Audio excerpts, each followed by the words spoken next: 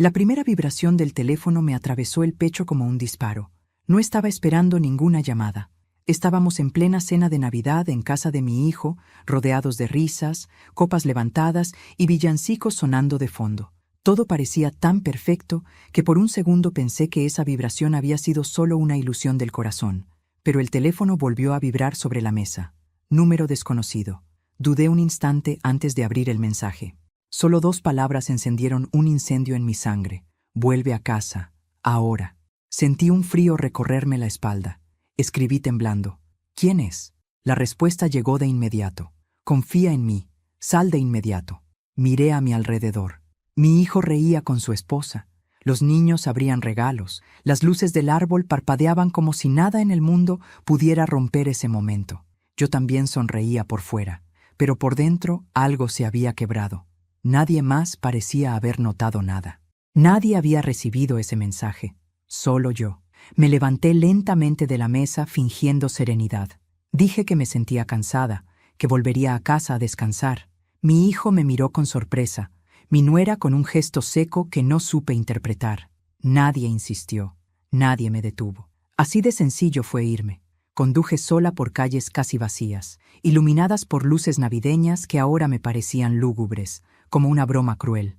Mis manos sudaban sobre el volante. El teléfono seguía en silencio. Cada semáforo en rojo parecía una demora insoportable. Yo no sabía quién me había escrito, ni por qué, pero una certeza se había instalado en mi pecho. Si no obedecía a esa advertencia, algo terrible ocurriría. Pero antes de continuar, quiero hacerte una invitación muy especial. Suscríbete al canal y deja tu me gusta. Esto me ayuda a ver que me apoyas y disfrutas de mis historias. Y comenta aquí abajo desde qué ciudad nos estás viendo. Ahora, continuemos. Cuando abrí la puerta de mi casa, el silencio me golpeó con una fuerza que casi me deja sin aire. Todas las luces estaban apagadas, excepto la del pasillo.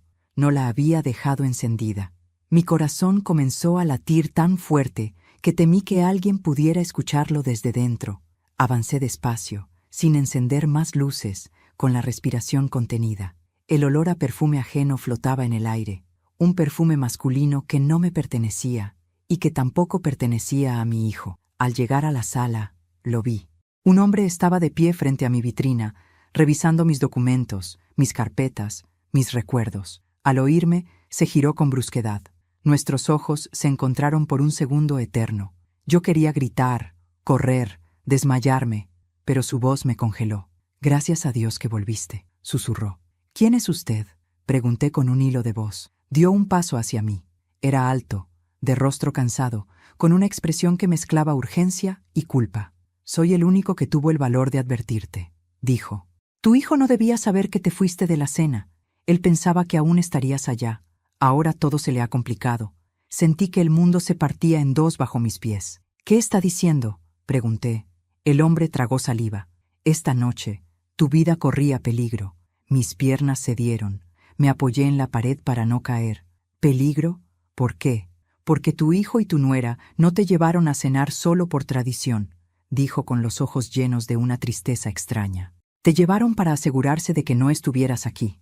El silencio se hizo tan denso que casi dolía. «Mientras tú brindabas con ellos, esta casa iba a ser asaltada». Hizo comillas en el aire. «Y tú no estarías para contar nada». Negué con la cabeza, incapaz de creerlo. «Está mintiendo. Mi hijo nunca». «Revisa tu despacho», me interrumpió. «Revisa ahora». Caminé temblando hasta la habitación donde guardaba mis documentos. Abrí el cajón principal. Todo estaba fuera de lugar. Carpetas abiertas, papeles movidos. Una carpeta roja, la de mi testamento, ya no estaba. «¿Ves?», dijo él detrás de mí. «Esa carpeta debía desaparecer esta noche. Con ella, la prueba de que todo quedaba a tu nombre». Me giré lentamente. «¿Quién es usted realmente?». El hombre suspiró. «Fui contratado para manipular los documentos, no para matarte. Pero cuando supe que todo incluía tu accidente, no pude seguir».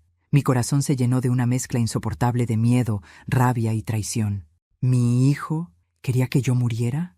«Tu hijo necesita que tú no existas», respondió con crudeza, «para quedarse con todo sin obstáculos». Las imágenes comenzaron a unirse como piezas de un rompecabezas siniestro. Las visitas insistentes, los cambios en su actitud, las preguntas sobre mis cuentas, el interés repentino de mi nuera por mis propiedades, por mis escrituras, por mis ahorros. Te salvó el mensaje, continuó el hombre. Si te hubieras quedado una hora más en esa casa, ahora mismo no estaríamos hablando. Las lágrimas comenzaron a correr por mi rostro sin que pudiera detenerlas. Entonces, todo era mentira, susurré. La cena, las sonrisas, los brindis, todo, dijo con firmeza. En ese momento, mi teléfono vibró otra vez, un nuevo mensaje de mi hijo. Mamá, ¿todo bien? ¿Por qué te fuiste tan rápido? Miré la pantalla, luego al hombre, luego la casa que casi se había convertido en mi tumba. Y por primera vez en mis 66 años comprendí que había criado no solo a un hijo, sino a mi propio verdugo. Esa noche no dormí. Me quedé sentada en la cocina, con una taza de café frío entre las manos, observando cómo el desconocido se marchaba por la misma puerta por la que yo había entrado huyendo unas horas antes. Me dejó sola con mis recuerdos, con el eco de sus palabras y con una verdad que me quemaba por dentro. Afuera, la Navidad seguía brillando en las casas vecinas, pero en la mía solo había sombras. Me pregunté en qué momento exacto mi vida había tomado ese desvío tan cruel. Y entonces entendí que nada había comenzado esa noche. Todo venía de mucho antes, de años atrás, de heridas que jamás sanaron y decisiones que sembraron un final que yo nunca quise ver venir. Crié a mi hijo sola desde que tenía apenas 5 años. Su padre murió en un accidente absurdo, y desde entonces lo convertí en el centro de mi universo. Trabajé hasta el agotamiento limpiando casas, cosiendo ropa ajena, vendiendo comida para sacar adelante lo poco que teníamos. Cada moneda la destinaba a su educación, a su bienestar, a que jamás sintiera la ausencia de aquel hombre que no pudo verlo crecer. Mi hijo era todo para mí. Yo era capaz de arrodillarme ante el mundo si eso le garantizaba un futuro mejor. Y durante muchos años, creí que ese sacrificio nos había unido para siempre. Cuando él creció, parecía un hombre correcto. Trabajó, estudió, formó su familia. Yo, desde afuera, me sentía orgullosa. El vacío de la casa se volvió más grande, pero me conformaba sabiendo que él estaba bien. Lo visitaba, lo llamaba, le llevaba comida, regalos, palabras de aliento. Sin darme cuenta, seguí siendo la madre que daba sin pedir nada a cambio. Yo solo quería verlo feliz. Nunca imaginé que ese amor tan grande acabaría convirtiéndose en una cuerda alrededor de mi propio cuello. Entonces apareció ella. Mi nuera entró en nuestras vidas como una brisa elegante, suave al principio, discreta. Era educada con las palabras, pero fría con los gestos. Desde el primer día, noté que me observaba como si midiera cada uno de mis movimientos. Jamás me habló mal directamente, pero tampoco me habló con cariño. Siempre había una distancia invisible entre nosotras. Yo decidí ignorarla. Pensé que el tiempo haría su trabajo. Pensé que quizá solo necesitaba comprender que yo no quería ocupar su lugar. Qué equivocada estaba. Con el paso de los meses, mi hijo empezó a cambiar. Ya no me llamaba con la misma frecuencia. Empezó a cancelar visitas, a decir que estaba muy ocupado, que otro día iría a verme. Cuando yo intentaba ayudarlo económicamente, se mostraba incómodo. Cuando le llevaba regalos a los niños, su esposa siempre tenía un comentario sarcástico sobre que no era necesario. Poco a poco, sin escándalos ni gritos, empezaron a sacarme de su vida con silencios. Y yo, como tantas veces en la vida, prefería hacerme la ciega para no enfrentar el dolor. Llegó un momento en que comenzaron a interesarse demasiado por mi casa, por mis papeles, por mis escrituras. Es solo para ayudarte en el futuro, mamá, me decía mi hijo con una sonrisa que yo ya no sabía interpretar. Su esposa me preguntaba con insistencia por mis cuentas, por mis ahorros, por mi testamento. Yo lo tomaba como preocupación. Creí que querían protegerme. Hoy sé que solo estaban contando los días para repartirse lo que yo había construido con mis propias manos. Mientras tanto, yo envejecía en silencio. Mis dolores aumentaban. Mi vista ya no era la misma. Mi cuerpo pedía descanso. Y ellos aprovecharon cada una de esas debilidades para convencerme de que necesitaba más compañía, más ayuda, más dependencia. Me insistieron en que pasara más tiempo en su casa. Me dijeron que yo ya no podía vivir sola, que era peligroso, que debía pensar en mi seguridad.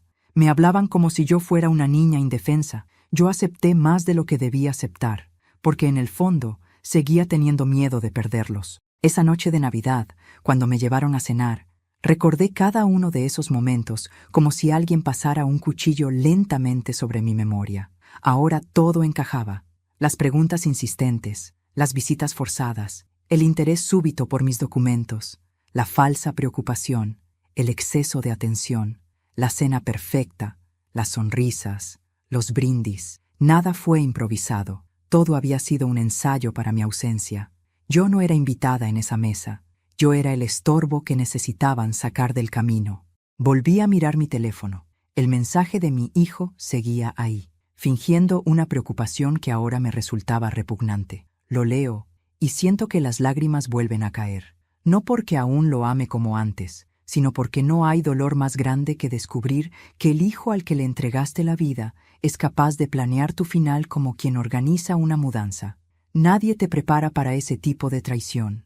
Ninguna madre imagina criando a su propio verdugo. Regresé al despacho otra vez, aún temblando, y revisé con más atención los cajones que habían sido alterados. Descubrí que no solo faltaba la carpeta roja, también habían copiado mis escrituras, mis estados de cuenta, mis pólizas de seguro.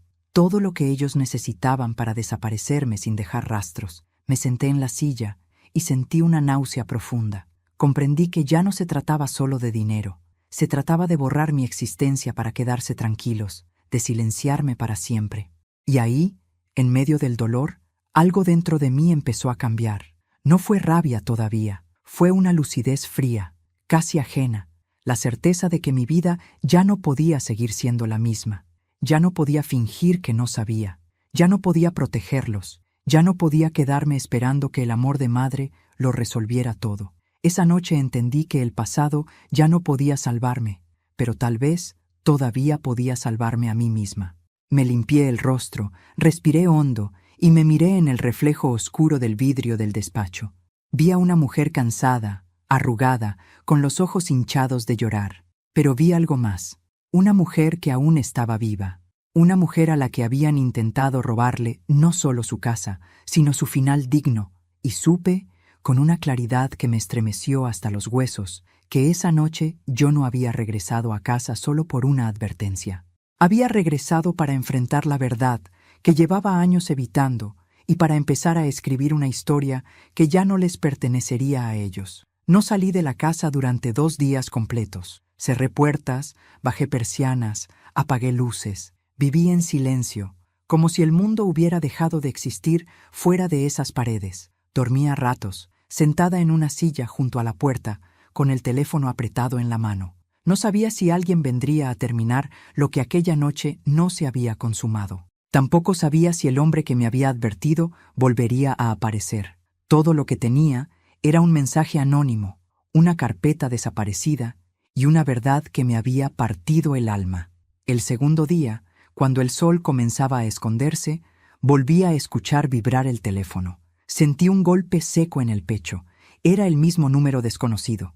¿Está a salvo?, decía el mensaje. Mis dedos temblaban tanto que casi dejo caer el aparato. Contesté, sí, por ahora. La respuesta llegó segundos después. No confíe en nadie, ni siquiera en quienes llevan su sangre. Sentí un nudo en la garganta. Esa frase confirmaba todo lo que yo ya sabía, pero que me resistía a aceptar del todo. Entonces me atreví a preguntar lo que me ardía por dentro. ¿Por qué me ayudó? Hubo una larga pausa, tan larga que pensé que no habría respuesta. Finalmente, la pantalla volvió a encenderse. Porque su hijo me contrató primero para otro trabajo. Y porque usted me recordó a mi madre. Me llevé la mano a la boca. Aquel desconocido no era un héroe, no era un ángel guardián.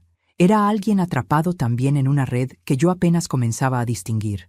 Esa noche no pude dormir. Pensé en su madre, pensé en mí, pensé en cuántas mujeres mayores habrían desaparecido en silencio, sin mensajes, sin advertencias, sin nadie que cuestionara la versión oficial. Me juré que no sería una de ellas. Al amanecer, tomé una decisión. Necesitaba pruebas. Palabras no bastaban, mensajes no bastaban. Si iba a enfrentar a mi hijo, si iba a proteger mi vida, debía reunir evidencias de lo que estaban tramando. Tenía que entrar en su terreno, aunque eso significara mirar de frente el monstruo que había criado. Salí de casa por primera vez desde la Navidad. Fingí normalidad. Fui al banco, a la farmacia, al mercado.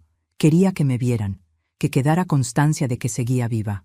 Luego conduje lentamente hasta el barrio donde vivía mi hijo. Estacioné a una cuadra de su casa y observé desde el auto durante largos minutos. Las cortinas estaban cerradas, no se oían risas infantiles, nada parecía moverse. Mi corazón latía con violencia. Aún así, bajé del auto y caminé hasta la casa. Toqué el timbre. Nadie respondió. Volví a tocar. Silencio. Probé la manija por impulso. Para mi sorpresa, la puerta estaba abierta apenas unos centímetros. Dudé unos segundos, pero la necesidad de saber fue más fuerte que el miedo. Empujé la puerta y entré. El interior estaba ordenado, casi demasiado, como cuando alguien limpia con apuro buscando borrar rastros. Llamé a mi hijo en voz alta. Nadie respondió. Avancé hacia el despacho que él usaba para trabajar. Allí, algo llamó de inmediato mi atención. Una carpeta sobre el escritorio con el mismo color que la mía, la misma tapa roja. Me acerqué temblando. La abrí y sentí que el mundo me giraba bajo los pies. Allí estaban copias de mis documentos, mis escrituras, mis pólizas de seguro, incluso un borrador de poder notarial ya redactado, con mi nombre en el encabezado. No estaba firmado, pero estaba listo, preparado para el momento exacto de mi desaparición. Escuché un ruido a mi espalda. Me giré sobresaltada. Era mi nuera, de pie en la puerta del despacho. Me observaba con los brazos cruzados, sin sorpresa, sin pudor. No esperaba verla tan pronto, dijo con voz tranquila. ¿Dónde está mi hijo?, pregunté, intentando sostener la compostura. En una reunión importante, respondió. Y usted no debería estar aquí. Levanté la carpeta roja. Explícame esto. Una sonrisa lenta se dibujó en su rostro. Una sonrisa que nunca antes le había visto. Usted ya no necesita explicaciones, dijo. Solo comprensión. ¿Comprensión de qué?, pregunté con rabia contenida. ¿De que planeaban robarme todo? ¿De que querían deshacerse de mí? Ella dio un paso hacia adelante. No se haga la víctima, respondió. Usted ya vivió suficiente. Todo esto iba a resolverse de forma discreta, sin escándalos, sin dolor. Sentí un vacío helado en el estómago. ¿Matarme sin dolor?, susurré. Llamémoslo una solución definitiva, contestó sin emoción. Por un segundo pensé que iba a perder el control. Todo mi cuerpo temblaba. Cada año de sacrificio, cada noche de desvelo, cada plato servido a mi hijo volvía a mí como un latigazo. ¿Y él lo sabe?, pregunté, aunque ya conocía la respuesta. Mi esposo está de acuerdo, dijo ella. Fue su idea acelerar todo. Las piernas casi no me sostuvieron. Me apoyé en el escritorio. Son monstruos, murmuré. Somos realistas, corrigió. Usted estaba de más. En ese instante, escuché el ruido de una llave en la puerta principal. El pánico me atravesó. Mi nuera me miró con una calma que no olvidaré jamás. Llegó él, dijo. Ahora, por favor, devuélvame esa carpeta. Apreté la carpeta contra mi pecho. Jamás. Ella avanzó con rapidez y trató de arrebatármela. En el forcejeo, varios papeles cayeron al suelo. Yo retrocedí, tropecé con una silla y caí. La carpeta se abrió completamente. Escuché pasos apresurados acercarse por el pasillo. ¿Qué está pasando?, gritó la voz de mi hijo. Él apareció en la puerta y nos encontró a las dos en el suelo, rodeadas de documentos. Sus ojos recorrieron la escena y luego se clavaron en los míos. No había sorpresa en su mirada, solo fastidio. Madre, no tenía que descubrirlo así. Esa frase me atravesó como una puñalada final. Me incorporé como pude, sosteniendo aún los papeles. Entonces es verdad, dije. Tú también estabas en esto. Él suspiró, como quien acepta un problema menor. Iba a ser más fácil si usted solo colaboraba. ¿Colaborar con mi propia muerte?, exclamé. Mi nuera se levantó y se sacudió la ropa. No haga un drama. A su edad, estas cosas son inevitables. Miré a mi hijo con ojos llenos de lágrimas. Yo te di la vida, susurré. Él bajó la mirada por un segundo, solo un segundo. Luego dijo, y ahora me toca a mí asegurar la mía. En ese instante, comprendí que ya no había nada más que salvar entre nosotros. Ninguna palabra, ningún recuerdo, ningún vínculo. El hilo se había cortado para siempre. Solté la carpeta al suelo. No ganarás, dije con una calma que ni yo reconocí. No sin pelear. Mi hijo esbozó una sonrisa fría. No lo sabe todavía, madre, pero ya perdió hace tiempo. Entonces mi teléfono vibró en el bolsillo, y supe, sin sacarlo siquiera, que el desconocido volvía a hablarme. El teléfono vibraba en mi bolsillo como un corazón ajeno, vivo, insistente. Mi hijo y mi nuera me observaban sin mover un músculo. Yo sentía el peso de sus miradas como si me empujaran contra el suelo una y otra vez. Lentamente saqué el teléfono. El número desconocido brilló otra vez en la pantalla. Abrí el mensaje sin decir palabra. No discuta. Salga de ahí, ahora. Mi nuera dio un paso hacia mí. ¿Quién te escribe?, preguntó con voz afilada. Nadie, respondí, guardando el teléfono con un movimiento torpe a propósito. Mi hijo suspiró con impaciencia. Esto se está complicando, mamá. ¿No debería haber venido sin avisar? ¿Complicando qué?, pregunté. ¿Mi propia vida? Él no respondió de inmediato. Se agachó y comenzó a recoger los papeles del suelo con una tranquilidad que me heló la sangre. Su esposa lo imitó. Yo no me moví. Sentía que si daba un paso más, algo irreparable sucedería. Todo iba a resolverse en paz, dijo él finalmente, sin escándalos, sin escenas como esta. ¿Mintiéndome? ¿Robándome? ¿Planeando mi muerte? Mi voz se quebró. ¿Eso es paz para ti? Mi nuera se irguió. Siempre dramatiza, señora. Nadie habló de matarla. Entonces, ¿cómo pensaban hacerlo?, pregunté. Ella intercambió una mirada breve con mi hijo. Luego habló con frialdad. Un accidente es un accidente. Nadie culpa a nadie. Sentí que algo se partía definitivamente dentro de mí. Ustedes no son humanos, susurré. Mi hijo se levantó despacio. Se acercó lo suficiente como para que pudiera sentir su respiración. Somos prácticos, dijo, y usted se volvió un obstáculo. El desconocido tenía razón. Yo era un estorbo, nada más. Toda una vida reducida a un problema por resolver. «Váyase», ordenó mi nuera señalando la puerta, «y haga de cuenta que nunca vio esto».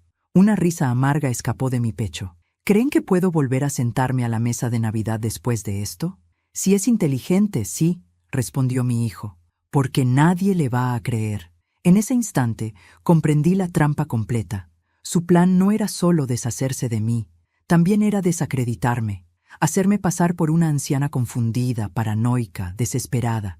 Yo llegaría gritando que querían matarme, y todos pensarían que perdí la razón. ¿Ya prepararon eso también, verdad?, pregunté. Mi hijo no respondió. Su silencio fue suficiente. Di un paso atrás, luego otro. «Esto no ha terminado», les dije. «Para usted sí», respondió ella. Me giré y salí sin correr. No podía correr. Sabía que si lo hacía, podrían perseguirme, sujetarme, encerrarme allí mismo. Avancé lentamente por el pasillo, sintiendo sus ojos clavados en mi espalda hasta que crucé la puerta. Cuando llegué a la calle, el aire frío de la noche me golpeó el rostro. Respiré con desesperación. Caminé sin saber a dónde, solo alejándome. Las casas estaban iluminadas, pero me parecían mudas, ajenas. Nadie sabía que una madre acababa de descubrir que su propio hijo había sentenciado su muerte. Doblé la esquina y entonces mis piernas cedieron. Me apoyé contra una pared, temblando. El teléfono volvió a vibrar. ¿Salió?, preguntaba el mensaje. Sí, respondí con dificultad. Tome la tercera a la izquierda. Hay un auto gris estacionado. Súbase al asiento trasero. Obedecí sin pensar. El auto estaba allí, viejo, discreto. Me subí. Un hombre en el asiento delantero no se giró. «No sabemos cuánto tiempo tenemos», dijo. «Tu hijo va a denunciarte en cuanto vuelvas a tu casa». «¿Por qué?», pregunté con la voz rota. «Porque ahora eres un problema activo», respondió. «Y porque necesitan justificar lo que viene».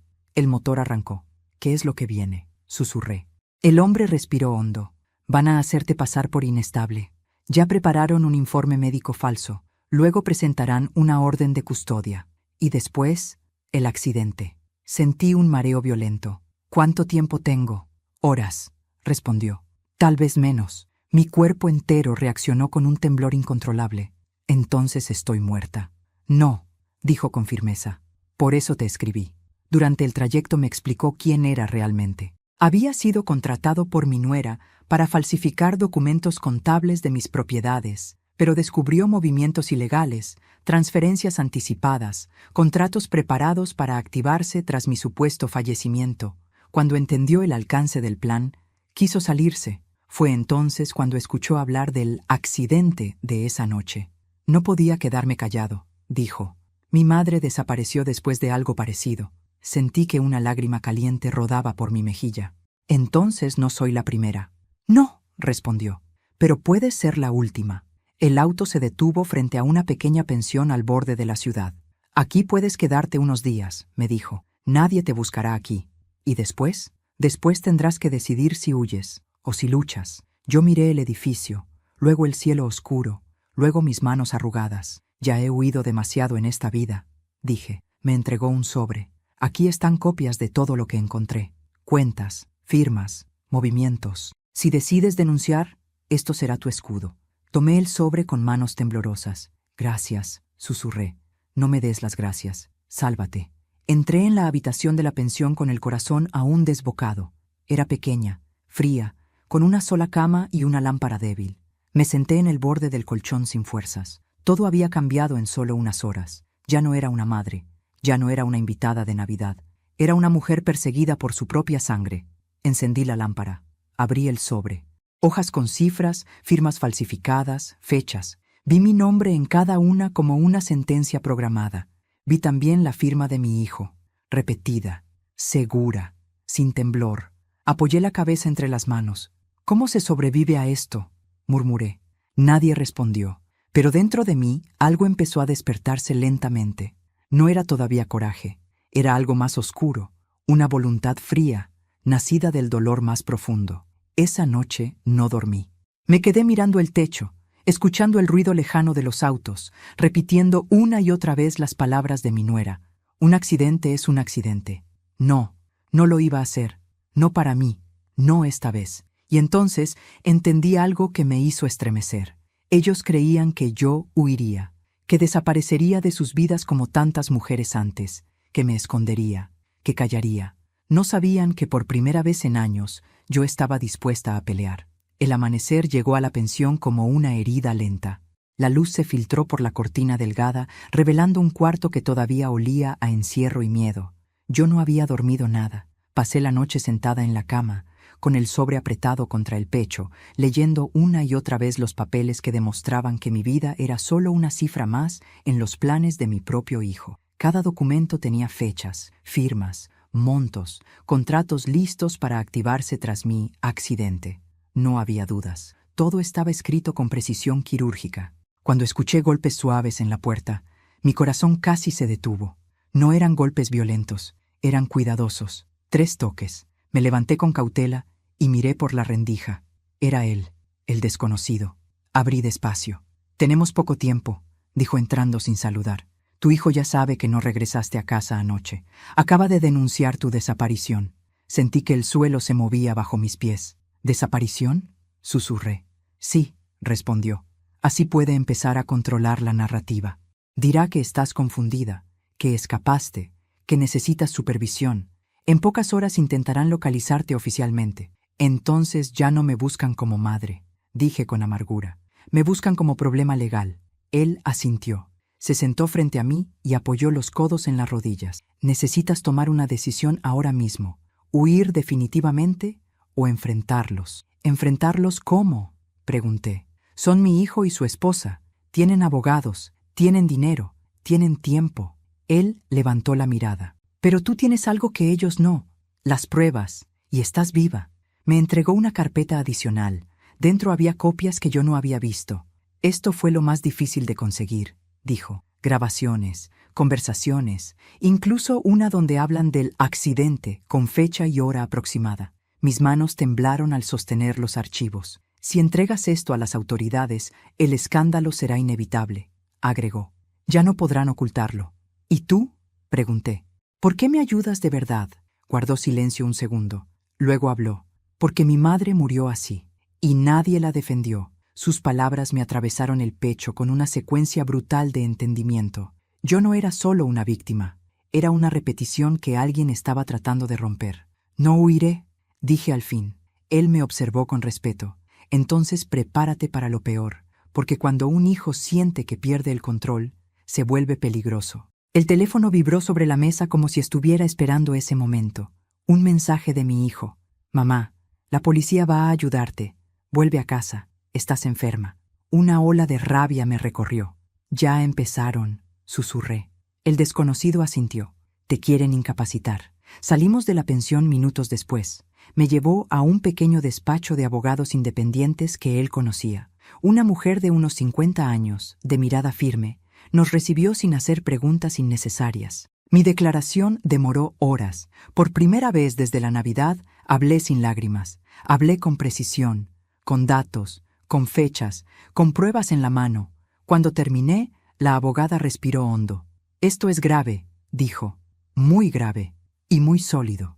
¿Pueden detenerlos?, pregunté. Sí, respondió, pero se desatará una guerra legal y personal. No tengo nada que perder, dije, y en ese instante pensé en ti, que escuchas esta historia ahora mismo. Antes de continuar, dime aquí en los comentarios qué te está pareciendo esta historia hasta ahora y qué harías tú en su lugar. No te vayas del video, porque lo que viene a continuación te pondrá la piel de gallina. Cuando salimos del despacho, ya era de noche. Las luces de la ciudad parecían más frías. El desconocido caminaba a mi lado en silencio. Yo sentía un peso extraño en el cuerpo, como si acabara de cruzar un punto sin retorno. Ahora ya no pueden tratarte como una anciana confundida, dijo. Ahora eres una denunciante formal y una traidora para mi hijo, respondí. Él te traicionó primero. Mi teléfono volvió a vibrar. Esta vez no fue un mensaje, fue una llamada. El nombre de mi hijo brilló en la pantalla. Respiré hondo y atendí. ¿Dónde estás, mamá?, dijo con voz tensa. A salvo de ti, respondí con calma. Hubo un silencio pesado, luego un cambio de tono inmediato. Escúchame, dijo. Estás cometiendo un error. Puedo ayudarte si regresas ahora. No necesito tu ayuda, dije. Necesito que digas la verdad. Él soltó una risa corta, nerviosa. Nadie te va a creer. Ya lo hicieron. Silencio absoluto. ¿Qué hiciste?, preguntó, ahora sin máscara. Me defendí. Colgó. El desconocido me miró. ¿Eso fue una declaración de guerra? No, respondí. Eso fue mi primer acto de libertad. Esa noche dormí protegida en otro lugar. Por primera vez desde Navidad, el miedo no fue el dueño absoluto de mi descanso. Dormí poco, pero dormí. Y soñé algo distinto. No soñé con persecuciones ni con traiciones. Soñé con mi casa abierta, con las ventanas dejando entrar luz, con la mesa de Navidad vacía, pero en paz. A la mañana siguiente, la abogada me llamó temprano. Lo que usted reveló activó algo grande, dijo. Ya no se trata solo de su hijo. Aparecieron otros nombres, notarios, funcionarios, personas que ayudaron a preparar todo. Me senté lentamente en la cama. ¿Una red?, pregunté. Exactamente una red. Colgué y miré mis manos, viejas, arrugadas, heridas por la vida, y aún así, esas manos acababan de mover algo que podía derrumbar a muchos. El desconocido me observaba desde la ventana. Te lo advertí, dijo.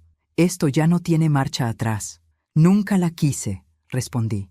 Yo ya caminé todo el camino hacia atrás durante años. Ahora solo queda avanzar. Y por primera vez desde que recibí aquel mensaje en la cena de Navidad, sentí algo nuevo. No miedo, no rabia, sino una determinación silenciosa y peligrosa. La clase de determinación que cambia destinos. La primera sirena sonó a lo lejos apenas amanecía, cuando comprendí que ya no se trataba solo de mi hijo y su esposa. Lo que había comenzado como una traición familiar, ahora se deslizaba por calles, oficinas, escritorios y cuentas bancarias con la frialdad de una maquinaria aceitada durante años. Desde la habitación donde me resguardaban, escuché voces apresuradas, teléfonos sonando, pasos que iban y venían. Nadie lo decía en voz alta, pero todos lo sabíamos. Algo muy grande acababa de activarse. La abogada llegó poco después. Traía el rostro tenso, y eso en ella ya era una señal alarmante. Sin sentarse siquiera, colocó varias carpetas sobre la mesa. Dentro había nombres, sellos, firmas y contratos. No se trata solo de su hijo, dijo con cautela. Hay notarios, funcionarios municipales, un médico, 2 empresas inmobiliarias y al menos una entidad bancaria involucradas. Cada palabra caía como un golpe seco sobre mi pecho. Yo me llevé la mano al corazón, tratando de entender cómo una vida tan silenciosa como la mía había quedado atrapada en una conspiración tan vasta. El desconocido se quedó a mi lado mientras la abogada hablaba. Yo lo miraba apenas, buscando estabilidad en su presencia. Él también estaba sorprendido por la magnitud del asunto. «Tu caso es solo una pieza», murmuró cuando la abogada hizo una pausa. «Hay otros nombres tachados, otros inmuebles, otras mujeres». Aquello fue lo que terminó de partirme el alma. Yo había estado a punto de convertirme en una más, una estadística sin rostro, un número borrado sin ceremonias. Esa tarde nos trasladaron a un lugar aún más protegido. Cambiaron teléfonos, rutas, horarios. Me pidieron que no hablara con nadie, ni siquiera con vecinos ni con conocidos. Mi hijo me escribió varias veces, mensajes largos y súbitamente afectuosos. Decía que estaba preocupado, que todo era un malentendido, que regresara. Yo no respondí. Cada palabra suya me sonaba ahora como una trampa disfrazada de ternura tardía. Al caer la noche, la abogada regresó con noticias más duras. Su nuera intentó huir esta tarde. Fue detenida con documentos falsos en su bolso. Su hijo no apareció en su domicilio. Sentí un escalofrío deslizarse por mi espalda. Él estaba suelto. Sabía que la red había sido expuesta. Sabía que yo estaba hablando. Y conocía cada una de mis costumbres, miedos, debilidades. «Ahora sí está en verdadero peligro», añadió ella con gravedad. «Cuando un hombre pierde todo su control, ya no negocia». Dormí poco y mal.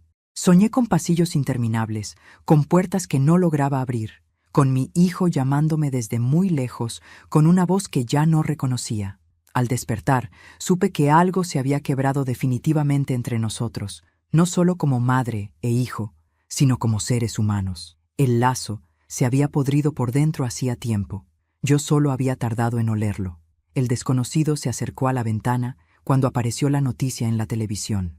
No dijeron mi nombre, pero hablaron de una operación contra una red de apropiación de bienes de adultos mayores. Mostraron imágenes borrosas de oficinas allanadas, cajas con documentos, agentes entrando a edificios. Yo observaba todo en silencio, con la sensación de estar viendo mi propia vida desde afuera. Nunca imaginé que mi historia terminaría en un noticiero. A media mañana, la abogada llamó con voz urgente.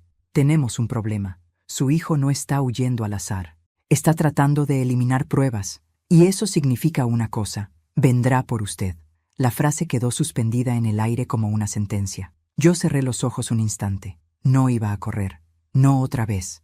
Había huido toda mi vida de conflictos, de discusiones, de verdades dolorosas. Esta vez no. Esa misma tarde se organizó el operativo. 2 agentes encubiertos vigilarían la zona. Cambiarían mi ubicación una vez más al anochecer. El desconocido insistió en acompañarme. «No pienso dejarte sola ahora», dijo. Le creí.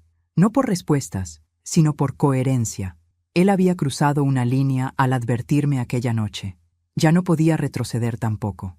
Mientras empacaba lo poco que llevaba conmigo, encontré una fotografía antigua en mi cartera. Mi hijo de niño, sonriendo con los dientes torcidos, el día que aprendió a andar en bicicleta. Lloré en silencio, no por quién era ahora, sino por quién había sido, por el niño que alguna vez necesitó de mí para mantenerse en pie. Me pregunté en qué exacto momento lo perdí, y comprendí que hay transformaciones que no se anuncian con truenos, sino con susurros. Salimos al anochecer. El auto avanzaba lentamente por calles que yo ya no reconocía. Sentí un nudo en el estómago cuando el desconocido miró por el retrovisor y frunció el ceño. «Nos siguen», murmuró. Un vehículo oscuro se mantenía a distancia constante. Los minutos se volvieron densos, pesados. El conductor aceleró de pronto, giró bruscamente en una esquina. El otro vehículo hizo lo mismo. El corazón me golpeaba con violencia. «Es él», susurré sin saber cómo, pero sintiéndolo con certeza. El auto dobló otra vez. Entró en una calle más estrecha. Luces se encendieron a los costados. Una patrulla apareció al final.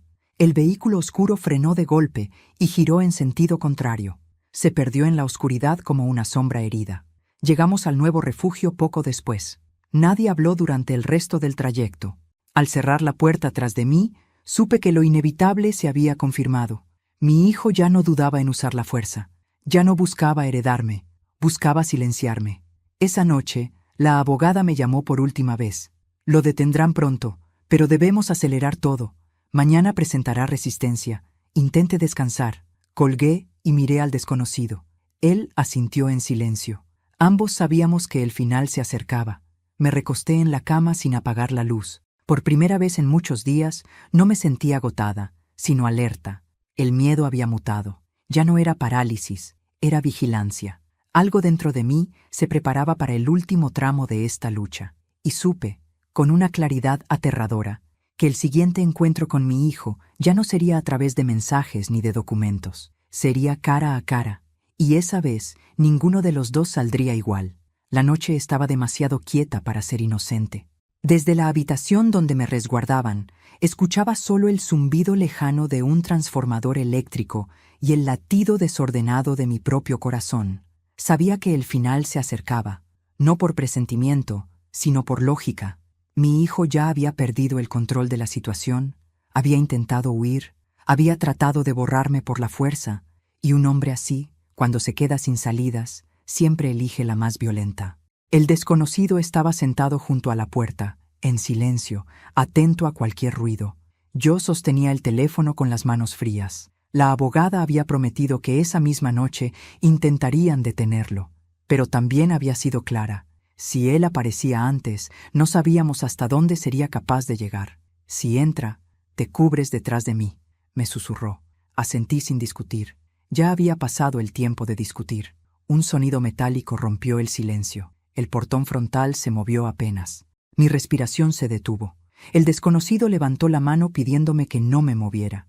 Escuchamos pasos lentos, contenidos, medidos. Alguien estaba midiendo el espacio, la oscuridad, nuestras reacciones. El seguro de la puerta vibró con un intento torpe. Luego otro, más decidido. Y entonces lo escuché hablar. «Mamá, sé que estás ahí». Esa voz me atravesó como un rayo. Era mi hijo. No había duda. La misma voz que me acompañó en mis primeros años como madre, la misma que aprendió a decir mamá entre mis brazos, ahora al otro lado de una puerta, buscándome como a un objetivo. Mis lágrimas cayeron sin sonido. «No tienes que hacer esto», continuó. «Solo vuelve conmigo. Podemos arreglarlo». El desconocido dio un paso adelante, manteniéndose entre la puerta y yo. «Ella no saldrá», respondió con firmeza. Hubo un silencio corto. Luego una risa nerviosa. «Así que eres tú», dijo mi hijo. «El traidor, el que no se vendió», corrigió él. De pronto, un golpe seco sacudió la madera. El portón vibró con violencia. «Mamá», gritó mi hijo, «no te metas en cosas que no entiendes». Mi voz salió sola, sin permiso del miedo. «Lo entiendo todo». El golpe se detuvo. La quietud volvió a caer como una sombra espesa. «¿Desde cuándo sabes?», preguntó él finalmente. «Desde aquella cena de Navidad en la que planeabas que yo no volviera a casa». Se hizo un silencio pesado, distinto, como si del otro lado la verdad hubiera golpeado un rostro sin máscaras. «Tú malentendiste todo», dijo al fin. «Yo quería protegerte». «Querías protegerte a ti», respondí, «a costa de mi vida». Su respiración se volvió irregular. «No entiendes cuánto necesitaba ese dinero», dijo. «Las deudas, los negocios fallidos, todo se salió de control. Y decidiste que tu madre sobraba», dije con una calma que me sorprendió. Un golpe de rabia sacudió la puerta. «Tú nunca entendiste nada de mi vida», gritó. «Siempre fuiste una carga». Esas palabras dolieron más que cualquier amenaza, porque confirmaban lo que durante décadas me negué a aceptar. Para él, yo había dejado de ser su madre mucho antes de esa noche. «Yo te di todo», dije con la voz rota. «Te di mi cuerpo, mi tiempo, mis sueños. Y ahora yo te quito lo que me corresponde», escupió. El desconocido apretó los puños. Yo sentí un mareo leve, pero no retrocedí. «No vas a tocarme», dije. «Ya no». Entonces escuchamos el sonido inconfundible del metal contra metal. Mi hijo estaba forzando el cierre con una herramienta. El desconocido sacó un arma pequeña y la sostuvo con firmeza. «Si entra, no se acerque más», advirtió. «No te atreverás», respondió mi hijo desde afuera. «Sí me atreveré». El golpe final fue brutal. El portón cedió. La silueta de mi hijo apareció enmarcada por la luz de la calle.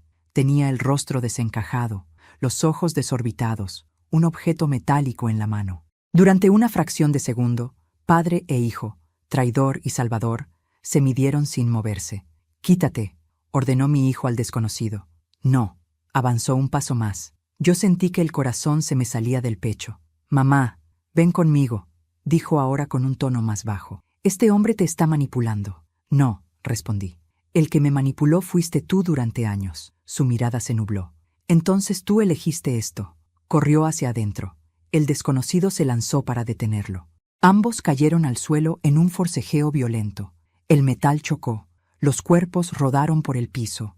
Yo grité su nombre, sin saber a quién llamaba. Mi hijo forcejeaba con una fuerza desesperada, animal. El desconocido logró apartar su brazo justo cuando el objeto metálico rozó el suelo. ¡Detente!, grité.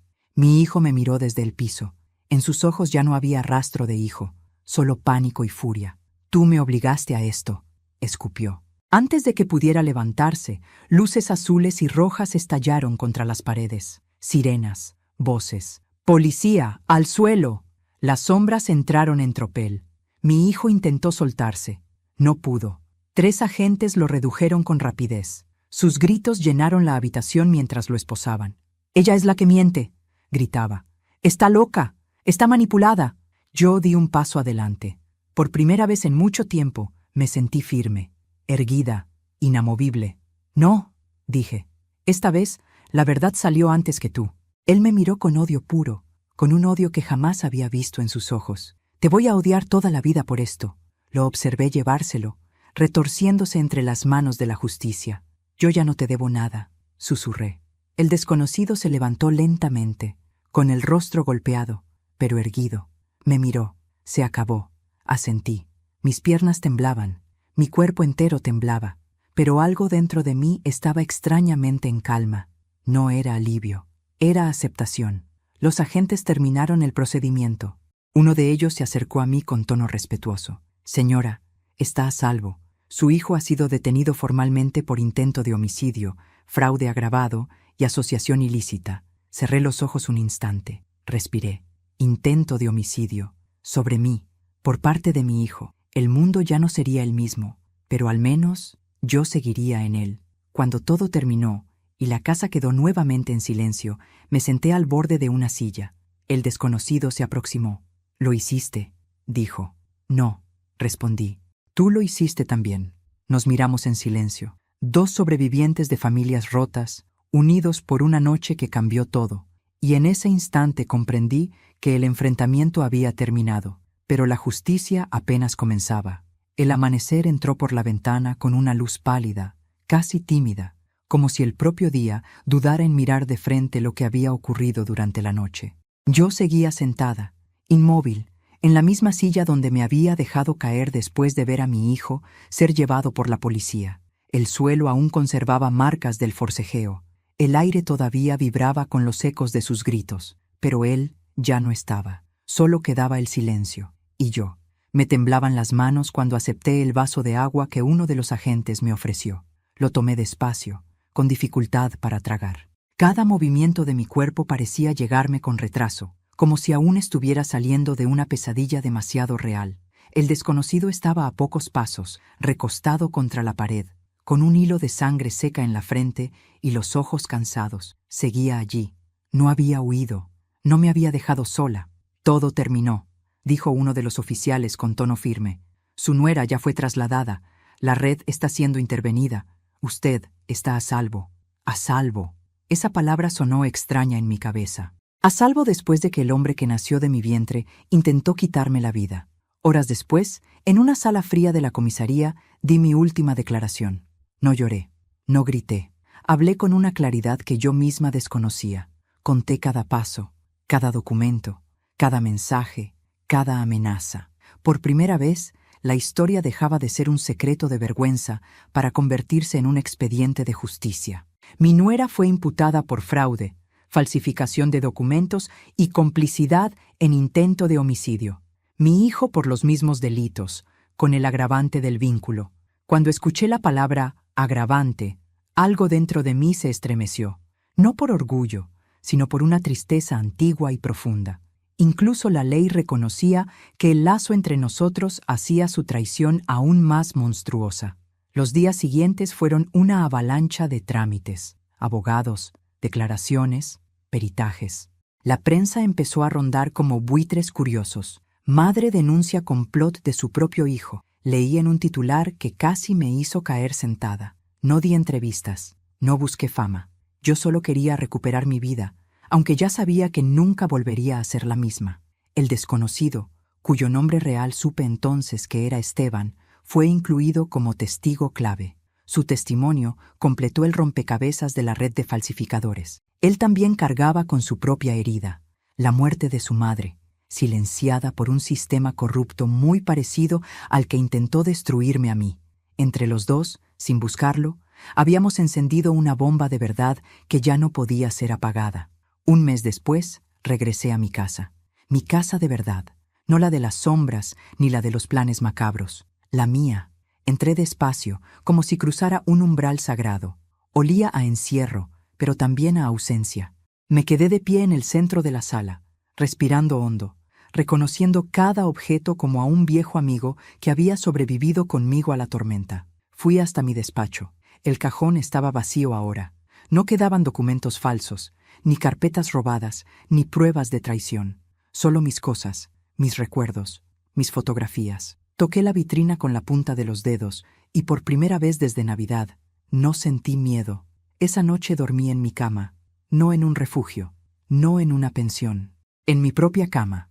Me desperté varias veces sobresaltada, creyendo oír pasos, pero solo era el viento, solo era la casa acomodándose de nuevo a una dueña que había vuelto distinta. Semanas después llegó la sentencia. No me permitieron estar en la sala cuando dictaron los años de cárcel para mi hijo.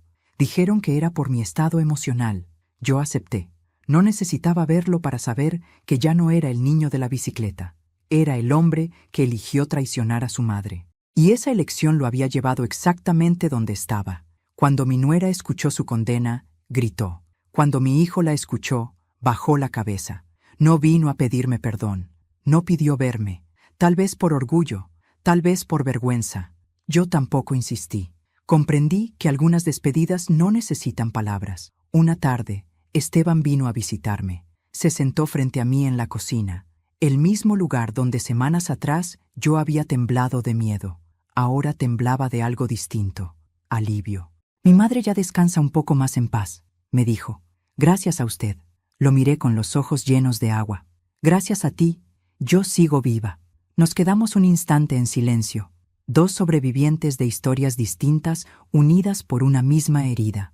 Con el tiempo empecé a salir de nuevo. Caminé por el barrio, volví al mercado. Me senté en la plaza a mirar niños jugar. Al principio sentía que todos sabían mi historia, que todos me miraban. Luego entendí que la vida seguía para el mundo, pero para mí había adquirido otro peso. Yo caminaba con el conocimiento de haber visto la muerte de frente y de haber regresado.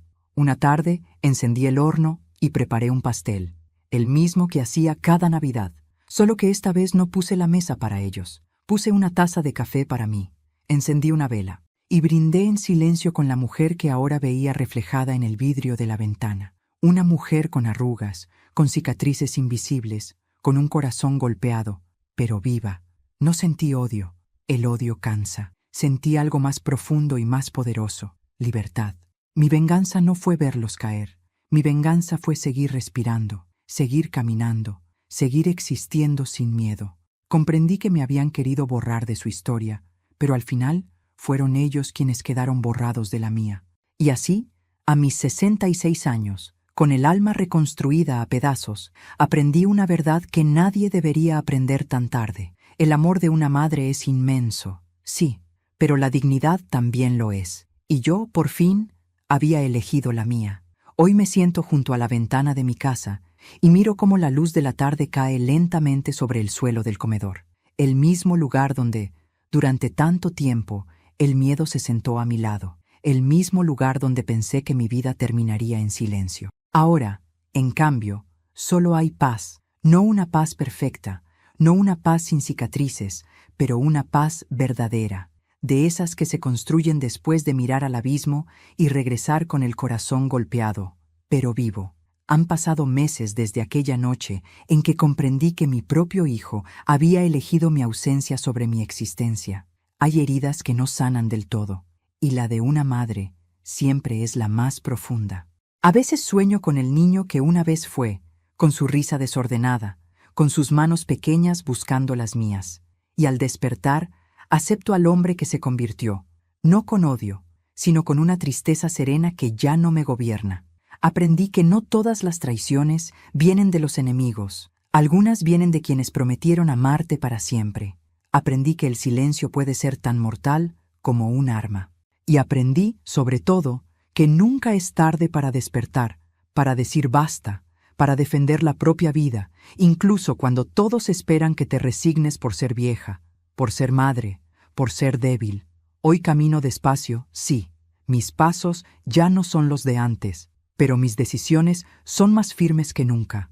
Respiro sin miedo, duermo sin sobresaltos, y por primera vez en muchos años no estoy esperando una llamada, una amenaza, una traición. Estoy esperando la mañana, el café caliente, el sol entrando por la ventana. La vida, tal como es, sin máscaras. Si algo me dejó esta historia, es una verdad que quiero dejarte a ti también. Nadie tiene derecho a borrarte. Nadie tiene derecho a decidir cuándo ya sobras. Tu vida vale, a cualquier edad, en cualquier circunstancia, incluso cuando otros ya no te ven. Y ahora, antes de despedirme, quiero hacerte una invitación muy especial. Si esta historia te conmovió, deja tu me gusta. Eso me ayuda a seguir contando historias que nacen del dolor, pero terminan en dignidad. Suscríbete al canal para no perderte las próximas narraciones. Cada historia es una voz que se niega a ser silenciada. Y dime en los comentarios, ¿desde qué ciudad nos estás viendo? ¿Qué sentiste con este final? ¿Qué habrías hecho tú en mi lugar? Gracias por llegar hasta aquí. Gracias por escuchar. Gracias por acompañarme. Esta historia termina hoy, pero mi voz y la tuya siguen vivas.